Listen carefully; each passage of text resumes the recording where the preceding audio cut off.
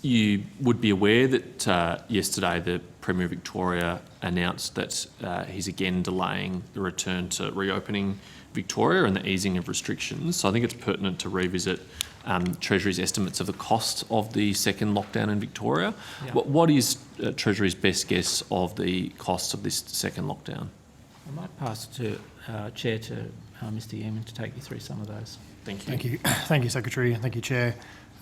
So clearly the Victorian situation is having a very, very significant impact across the economy overall and affecting the recovery. Treasury published some information in the budget papers which showed that national GDP growth would be around 2 percentage points lower in the September quarter than otherwise due to the Victorian second wave outbreak, which equates to around just over $9 billion for that quarter, or around $100 million of lost economic activity a day. That was for the September quarter. Clearly that has carried forward now through parts of through the December quarter into October. And so we still think that those estimates, while that economy remains in, while that economy remains in the lockdown of the kind that it is now, we think that figure of around $100 million per day is still relevant and still apt.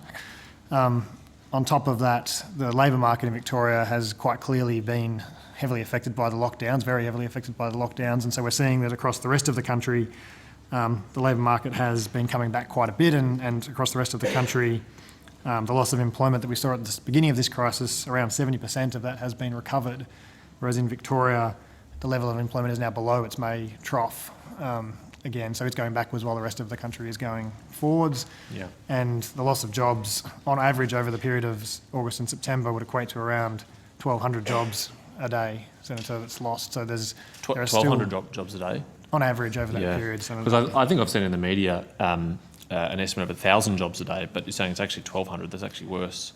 That's the average over that period, Senator. I mean, another way of framing it is that in September, the effective unemployment rate in Victoria was around 14%, up from around 10.5% in July. But for the rest of Australia, the effective unemployment rate has continued to decline and is around 7.8%. So you can see the divergence in the labour markets. So I know that is an average. The 1,200 jobs a day is an average over a period of time, and it's not a hard and fast number every day. But is it reasonable to assume then, for every extra day that we remain in lockdown, that a further 1,200 jobs or thereabouts are going to be lost as a result of that?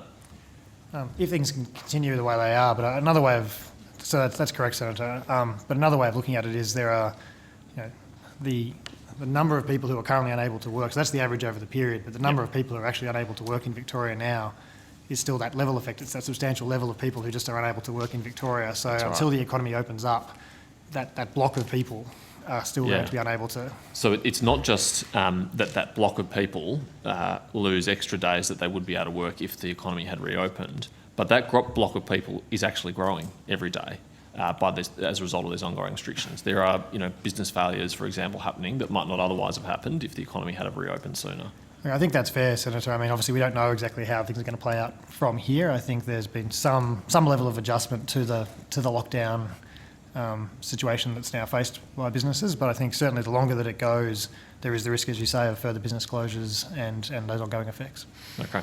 Well, it certainly won't get you to comment on the health aspects of that. That's not within your purview. But obviously there are, other than the economic costs, there are other costs to this. There are social costs, there are health costs to ongoing lockdowns.